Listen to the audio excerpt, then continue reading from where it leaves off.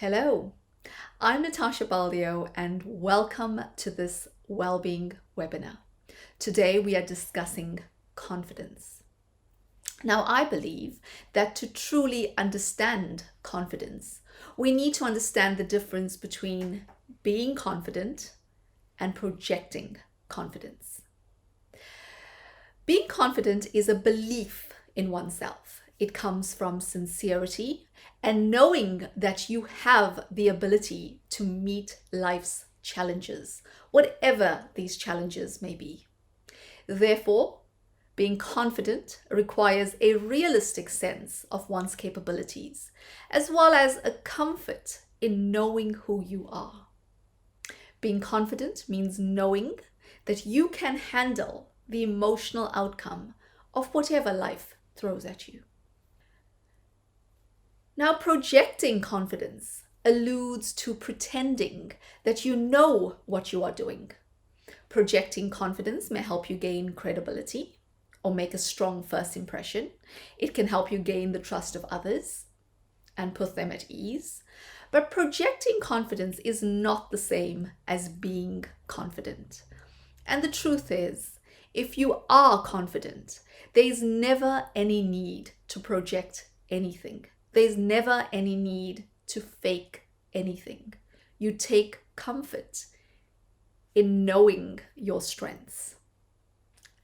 Now, it's also important to note that confidence is not all-encompassing.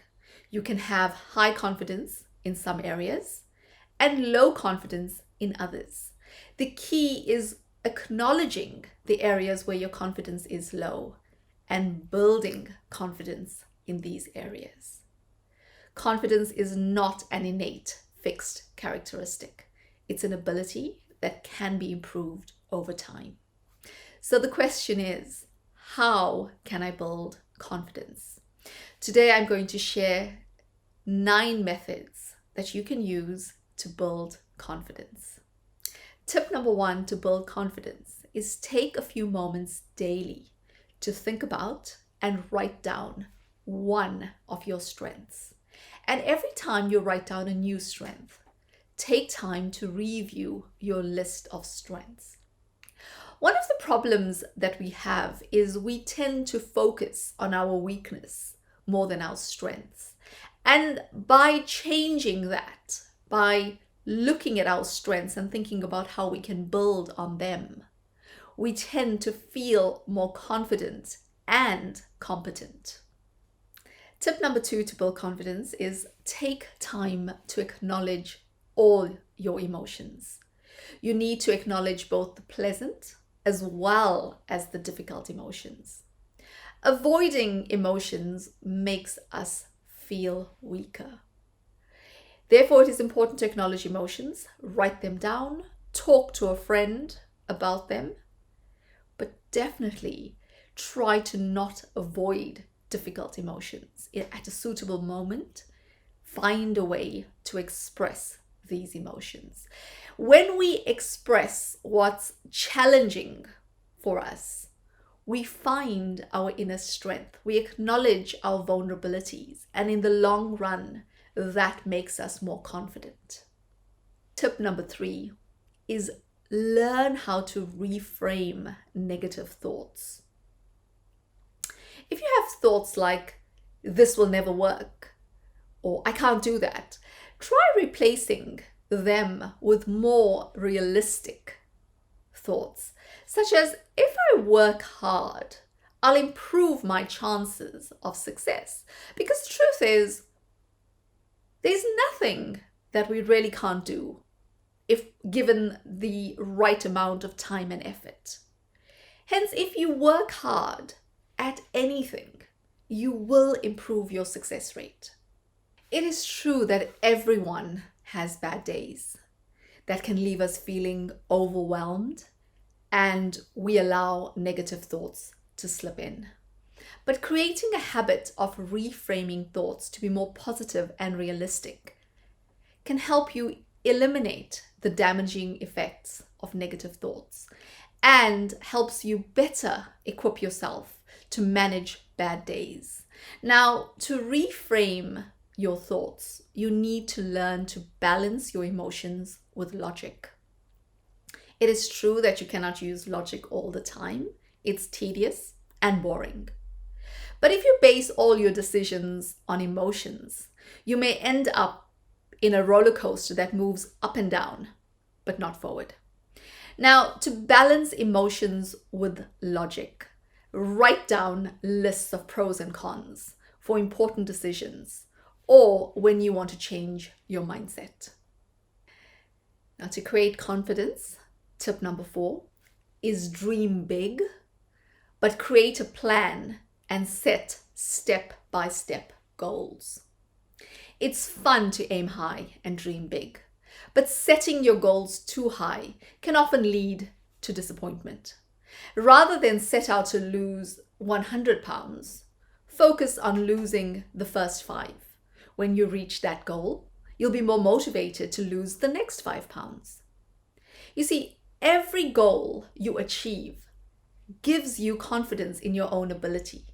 And with confidence in your own ability, you increase your chances of success.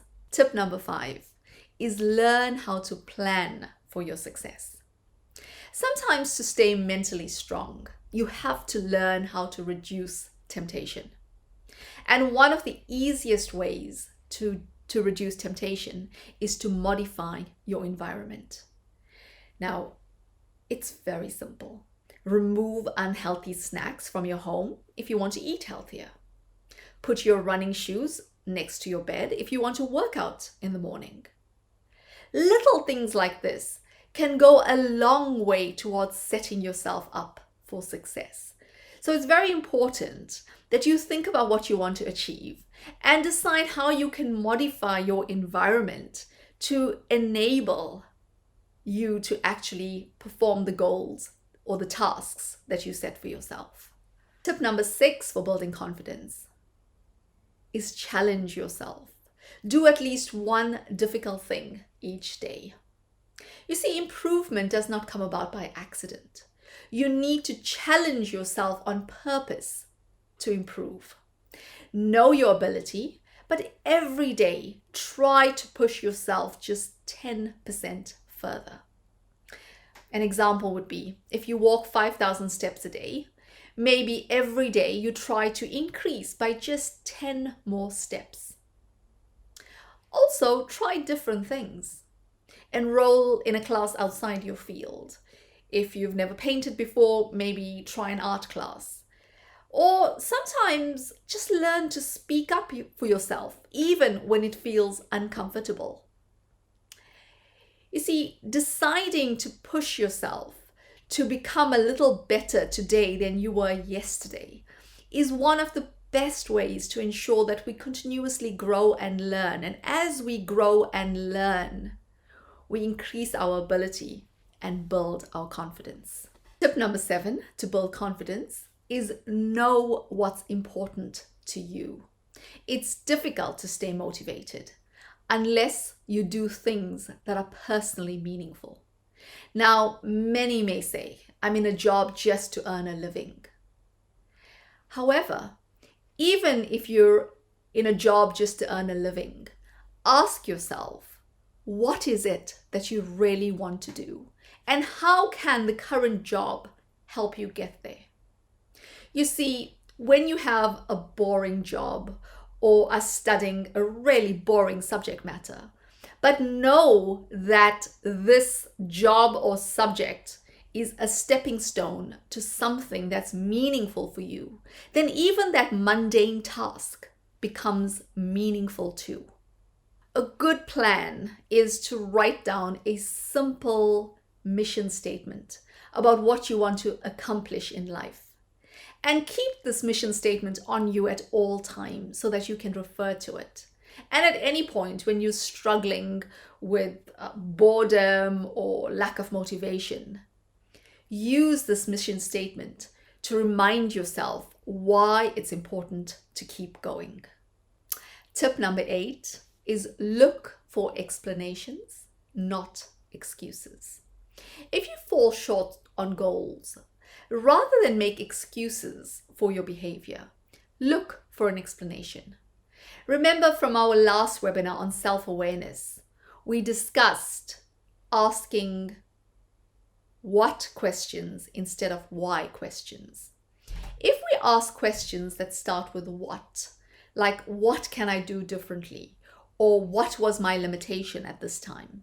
Then we can start to find solutions that we can use to improve our performance and build confidence.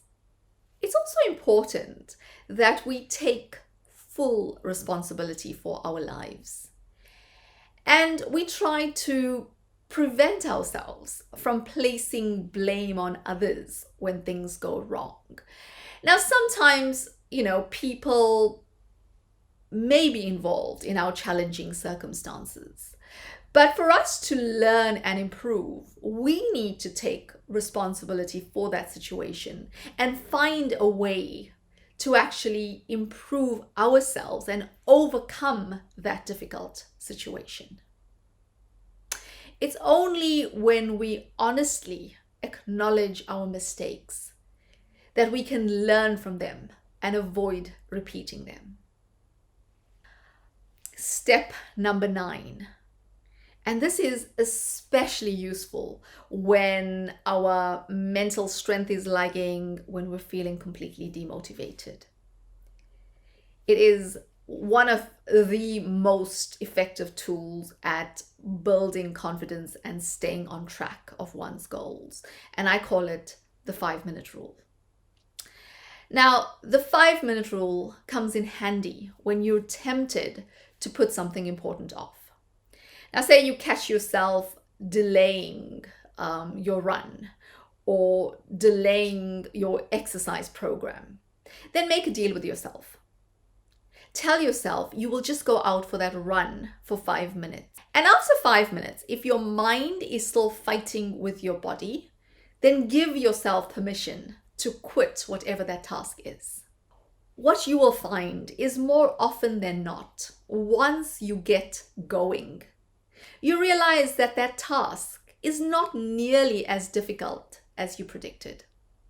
Getting started is always the hardest part. Now, we don't develop confidence overnight, but with consistent practice, we grow stronger and we become better. We all have the ability to reach our goals, and we all have the ability to live the life of our dreams. Over the next few webinars, we will be covering various topics that help nourish your body and mind so that you can achieve those big, audacious dreams. In our next webinar, we discuss sleep. Now, our bodies only heal as we sleep. So getting a deep and restful sleep is one of the best things that we can do for our body and mind. Join me on the next webinar to learn a few tricks to biohack your body to get a more restful sleep. If you enjoyed this webinar, then please click the button. If you would like to receive future webinars, then please do subscribe to this channel. Till the next time.